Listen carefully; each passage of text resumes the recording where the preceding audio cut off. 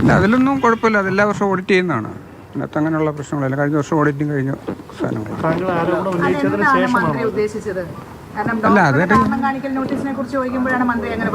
അല്ല, അതറിയില്ല.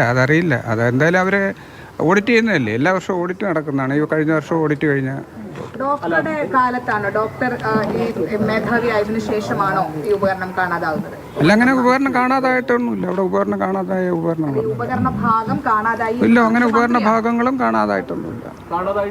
ഇല്ലില്ല, കാണാതായിട്ടില്ല. ഇല്ലില്ല, മോസ്റ്റ്ലി സ്കോപ്പ് ഉൾപ്പെടെയുള്ള എല്ലാ ഉപകരണങ്ങളും അവിടെ ഉണ്ട്. എല്ലാ ഉപകരണങ്ങളും വിദഗ്ധ സമിതിക്ക് അങ്ങനെ ഇതാന്ന് അത് മുഴുവൻ നോക്കാനുള്ള സമയം അവർക്ക് കിട്ടി.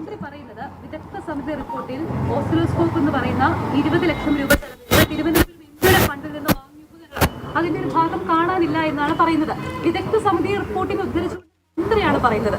മന്ത്രി അങ്ങനെ അത്തരത്തിലൊരു ഉത്തരവാദിത്തപ്പെട്ടൊരു സ്റ്റേറ്റ്മെന്റ് നടത്തുമ്പോൾ അത് കാണാതായിട്ടില്ല എന്ന മന്ത്രി കള്ളം പറയുകയാണോ അപ്പോൾ?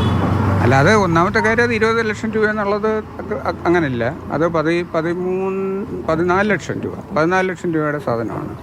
അതിനകത്ത് എല്ലാ ഉപകരണങ്ങളും ഉണ്ട്. അതിനകത്ത് അത് ഇടയ്ക്ക് അത് പിന്നെ കളക്ടർ ഓഫീസിലൊക്കെ അതിൻ്റെ ഫോട്ടോ എടുത്ത് കൊടുത്താണ് അദ്ദേഹത്തിൻ്റെ ശശി തരൂർ ബഹുമാനപ്പെട്ട MP-യുടെ ഫണ്ടിൽ നിന്ന് എടുത്താണ്. അതിൻ്റെ സാധനങ്ങളെല്ലാം ഉണ്ട്. ഇത് വിദഗ്ധ സമിതിക്ക് ഇതെല്ലാം ഒരുപാട് എക്യുപ്മെൻറ്റ്സ് ഉള്ളതാണല്ലോ. അത് മൊത്തം പരിശോധിക്കാനൊന്നും അവർക്ക് സമയം കിട്ടിക്കാണത്തില്ല.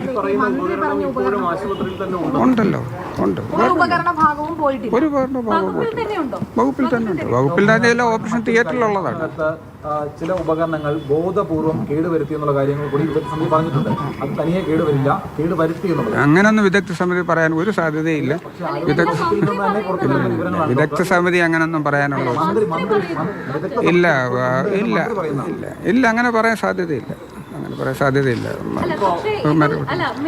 അങ്ങനെ ഒരു റിപ്പോർട്ട് കഴിഞ്ഞ വർഷം ഇങ്ങനെ ഒരു ആരോപണമൊക്കെ വന്നിരുന്നു. അതിൻ്റെ വലിയ വിദഗ്ധമായ എൻക്വയറി കമ്മിറ്റി പല മെഡിക്കൽ കോളേജിൽ നിന്നുള്ള ബയോമെഡിക്കൽ എഞ്ചിനീയർമാർ ഉൾപ്പെടെ നടത്തി അതിൻ്റെ എൻക്വയറി റിപ്പോർട്ട് കൊടുക്കുകയും DME കൊടുക്കുകയും ചെയ്തു. അതിനകത്തൊന്നും അങ്ങനെ കേടാക്കിയെന്നോ ഒന്നുമില്ല.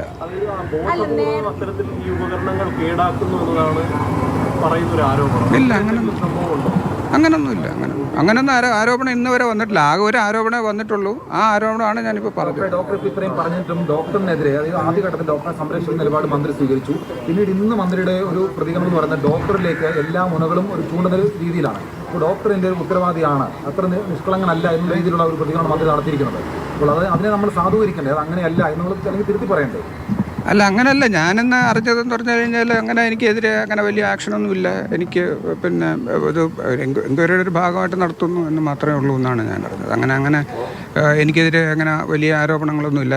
മെമ്മോയിൽ പോലും അങ്ങനെ വലിയ ആരോപണങ്ങളൊന്നുമില്ല. വളരെ ചെറിയ സർക്കാരിൻ്റെ ചട്ടവിരുദ്ധം എന്നൊക്കെ ഉള്ളതേ ഉള്ളൂ. അതിനൊരു വിശദീകരണം കൊടുത്താൽ മതി എന്നാണ് എനിക്ക് കിട്ടിയ അറിവ്.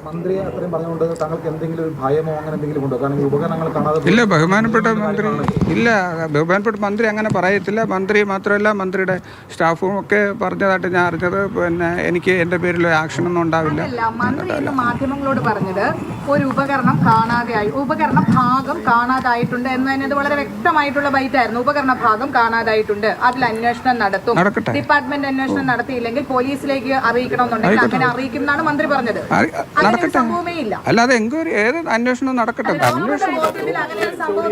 അങ്ങനൊന്നുമില്ല. ഉണ്ട്, ഉത്തരവാദിത്വം ഉണ്ടല്ലോ. എൻ്റെ എല്ലാ ഉപകരണങ്ങൾക്കും എനിക്ക്